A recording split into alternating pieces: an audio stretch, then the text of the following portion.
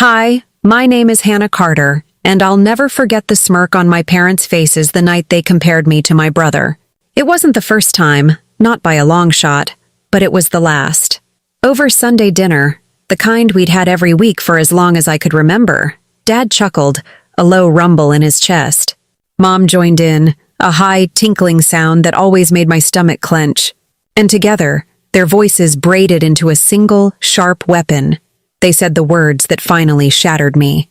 You'll never be as good as your brother. For years, I had stayed silent when they mocked me. I had smiled politely, nodded, and changed the subject. I had swallowed the hurt until it became a hard, indigestible lump in my throat. But that night something in me broke. The silence I had carefully built around myself cracked wide open. I stood up from that table, my hand shaking but my voice clear, and said words that would change everything forever. To understand that night, you have to understand my childhood in Ohio. Our house was a shrine to my older brother, Adam. The mantelpiece wasn't for family photos. It was for his trophies. The refrigerator was covered not in my crayon drawings, but by Adam's perfect report cards, each one a neat row of straight A's. Adam was their pride. He moved through the world as if it owed him everything, and my parents did nothing to discourage that belief. When he made the varsity football team as a freshman, Dad bought him a new car. When he got a full scholarship to Ohio State, Mom threw a party for the entire neighborhood. His successes were public events, celebrated with fanfare and applause. Me? I was the quiet one, the afterthought. My world was in sketchbooks filled with charcoal portraits and watercolor landscapes. My parents saw my art as a cute hobby, a girlish pastime that I would eventually outgrow. They never saw it as a passion, and certainly not as a future. I remember when I was 10, I won first place in a citywide art competition. I ran home clutching the blue ribbon and a $50 gift certificate, my heart pounding with excitement. I won, I announced in the kitchen. Dad glanced at it over his newspaper. That's nice, honey, he said before his eyes went right back to the sports section. Mom just told me not to get paint on the floor. That evening, Adam came home with a small plastic trophy for Most Improved Player, a participation award. Dad cleared a space on the mantelpiece right in the center. We went out for ice cream to celebrate. My blue ribbon sat on the kitchen counter, forgotten. That was the pattern of my life. I was told to stay out of the way when Adam had friends over. I was told to keep the noise down when he was studying. The biggest laugh came when I announced I wanted to go to art school. I had spent months preparing my portfolio and laid it all out for them at the dinner table. Dad picked up the brochure and let out a short, sharp laugh. Art school? Hannah, be serious. What are you going to do with an art degree? Mom chimed in with her familiar, gentle disappointment. Honey, it's a wonderful hobby, but you need a real career. Something stable. Like your brother. Adam was studying business, of course. Their dismissal was so complete that I didn't have the words to fight back. I ended up going to a local community college for graphic design, because it was the most practical art form I could convince them to tolerate. Even when I landed internships, they dismissed it as luck. Every success of mine was a ghost, invisible and fleeting, lost in Adam's long, dark shadow. The comparisons didn't stop when we became adults. If anything, they got worse. Family holidays were the main stage for my public humiliation. Thanksgiving, Christmas, Easter. They were all just opportunities for my parents to hold court and sing Adam's praises. He had graduated with honors and was climbing the corporate ladder with predictable speed. I remember one Christmas Eve vividly. The house was warm, smelling of pine and roast turkey. Aunts, uncles, and cousins filled the living room. Mom was standing in the center of the room, a glass of wine in her hand, her face glowing. And Adam, she announced, just got another promotion. He's a senior manager now. Can you believe it? He just bought himself a new BMW. The room erupted in a chorus of oohs and ahs. Everyone turned to Adam, who was leaning against the doorway, smirking. Later, my aunt turned to me. And what about you, Hannah? She asked kindly. Before I could even open my mouth, Mom answered for me. Oh, Hannah's still doing her little computer drawings, she said with a dismissive wave. Freelance work. It keeps her busy. I had just completed a massive project for a new tech startup, designing their entire user interface from scratch. The client was thrilled and had already offered me another contract. It was a huge step for my career. I tried to explain. Actually, I just finished a big project for a software company. That's nice, Hannah. Mom cut me off, her eyes already scanning the room for someone else to talk to. But did you hear Adam is thinking of buying a condo downtown? And just like that, I was erased. My achievement was reduced to nice. I learned to swallow my pride, to stop trying to share my life with them. But the pride I swallowed didn't just disappear. It sat in my gut hot and heavy. It burned like rage, and with every passing year it got hotter. That Sunday night, the night it all ended, started like any other. We sat at the long oak table in the dining room, a room that always felt too formal for just the four of us. The air was thick with the smell of Mom's pot roast and the unspoken rules of our family. Adam shines, Hannah recedes. Adam, my perfect brother, sat across from me, smiling that smug, easy smile of his. He was talking about his latest triumph at work, some big account he had landed. My boss said he's never seen anything like it, he concluded, leaning back in his chair. He's already talking about making me a director. Oh, Adam, that's wonderful, Mom gushed. That's my boy, Dad said, pointing his fork at him. A real go-getter, they beamed at him. Then, as if remembering I was there, my father turned his gaze to me. The warmth in his eyes instantly cooled. So, he said, his tone shifting, what have you been up to, Hannah? Still messing around with those little sketches of yours? The phrase was a deliberate jab. He knew I was a professional designer. I took a deep breath, trying to keep my voice even. I'm working on a new project, actually. It's a digital design system for... He cut me off with a wave of his hand. Right. A project. He looked at Mom and they exchanged a look of shared pity and condescension. It was the look they reserved just for me. Then came the chuckle. It started with Dad, a low rumble. Mom joined in, her high-pitched laugh following his like an echo. Adam just smirked, watching me, and then they said it. Dad leaned forward and looked me right in the eye. You know, Hannah, he said, the smile never leaving his face. We're proud of you for trying, but you'll never be as good as your brother. The laughter that followed was the worst part. It wasn't gentle. It was sharp and cruel. It was the sound of my entire life being weighed, measured, and found wanting. It was the sound of them confirming my deepest fear, that in their eyes, I would never, ever be enough. Something inside me snapped. The years of forced smiles, of biting my tongue, of shrinking myself to make room for my brother's ego, it all fell away. The fork in my hand suddenly felt impossibly heavy. My blood was roaring in my ears, drowning out their laughter. I placed my fork and knife down on my plate. I pushed back my chair, the legs scraping against the hardwood floor. A raw, grating sound that made them all stop laughing and turn to look at me. My voice shook when I started, but it grew stronger with every word. I looked straight at Adam, at his smug face that had haunted me my entire life, then tell him to keep up with me when the world finally sees my work. The room froze. Adam rolled his eyes, a flicker of irritation crossing his face. This was just his weird little sister having a tantrum. Dad sneered, his face hardening. Work? He scoffed, his voice dripping with disdain. You mean your little sketches? There it was again. Little sketches. The two words he used to shrink my world down to nothing.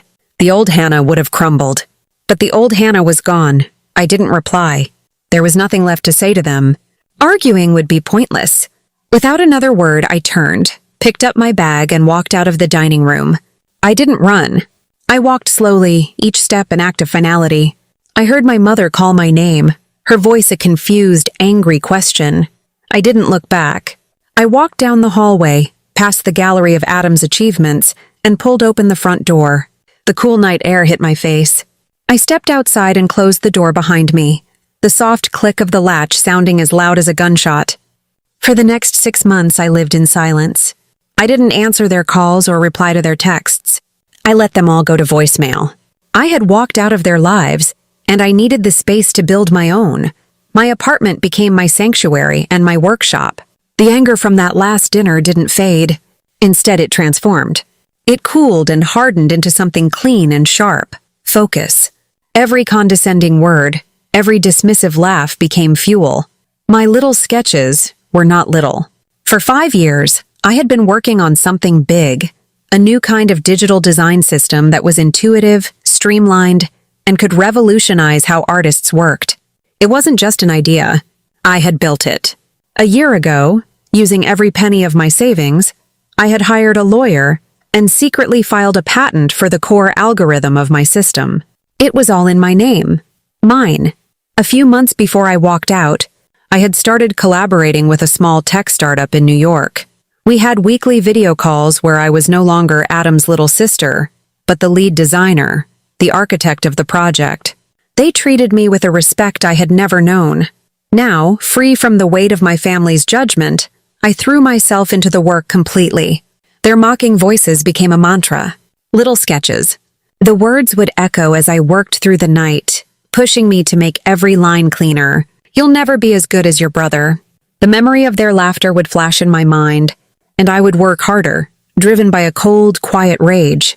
The startup, Orion Tech, had secured a massive round of funding, all based on the promise of my design system.